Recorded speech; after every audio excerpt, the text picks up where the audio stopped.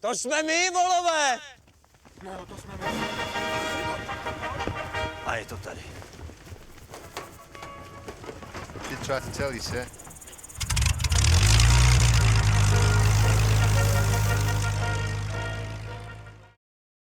Hi everyone, I'm Johnny, and today we're taking a look at Dark Blue World, an excellent Czech World War II film. This is a great historical film covering a Czech perspective of the Battle of Britain. It's also a must-watch movie for aviation enthusiasts, with some incredible genuine Spitfire scenes.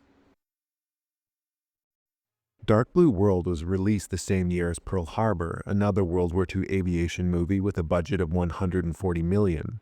Yet Dark Blue World, with its budget of $8 million, manages to be one of the most authentic aviation movies released in the past 30 years. Just for another comparison, Red Tail's budget was $54 million. For filming, Dark Blue World blew almost its entire budget on leasing two genuine Spitfires, a Mark 5B and Mark 8, with a few modifications to make them look like period-correct Battle of Britain Mark 1s. The use of a single Spitfire costs around $10,000 an hour, and the train attack scene, using all practical effects, was at least at the time of filming the most expensive single scene filmed in Czech history.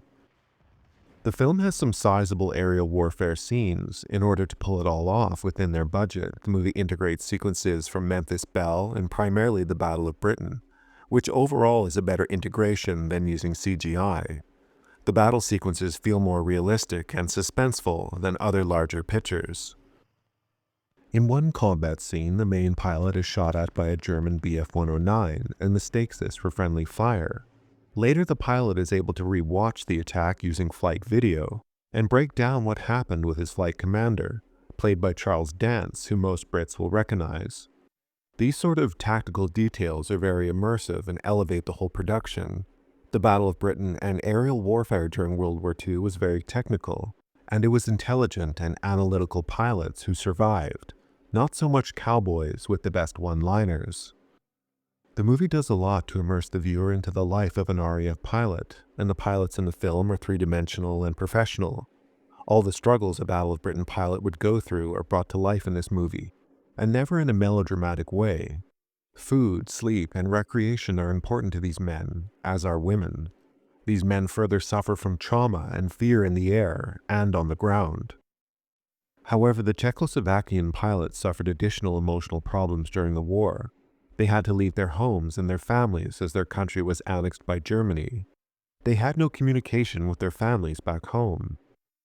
Czech pilots during World War II fought longer and harder than most. Germany began to annex Czechoslovakia in 1938, even before the start of World War II.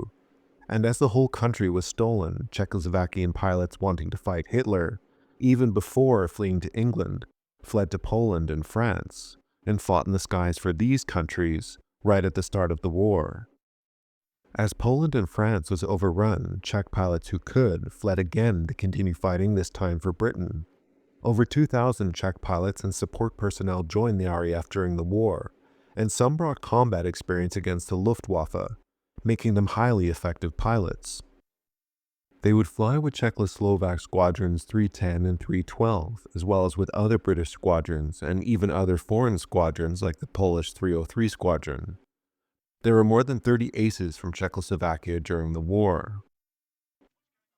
One important and tragic aspect of the war for these brave men is what happened to them after the war. It can be easily said that the Allied pilots who fought during the Battle of Britain kept the country alive.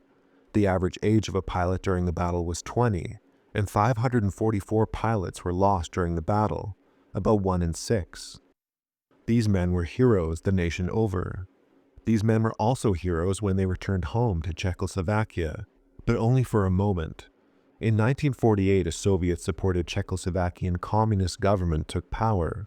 This government was suspicious of anyone who fought wearing a Western uniform. Many former RAF pilots were sent to work camps, importantly highlighted in the movie. Imagine the bravery it took to leave your home country, to keep fighting for it in another country completely unknown to you, giving 6 years of your life to the war. Then you return home to finally be with your family again, and you are imprisoned. Despite the dark themes in the film, it's very well balanced. No overacting, no unnecessary drama, outside the stark reality the real history presents. There is a romantic plot which is predictable, but not distracting or overdone. Some of the film's best scenes are the small but believable interactions. There's an English teacher, for example, who assertively explains how her teaching English to foreign pilots is her war effort, as important as any other job in the entire RAF. And she's right, and these moments really capture the collective spirit of Britain during the war. Overall, because of such details, the use of real Spitfires, and bringing attention to these lesser-known aspects of the Battle of Britain, movies such as Dark Blue World deserve recognition for bringing history to life, in a way where even giant blockbuster historical epics still routinely fall short.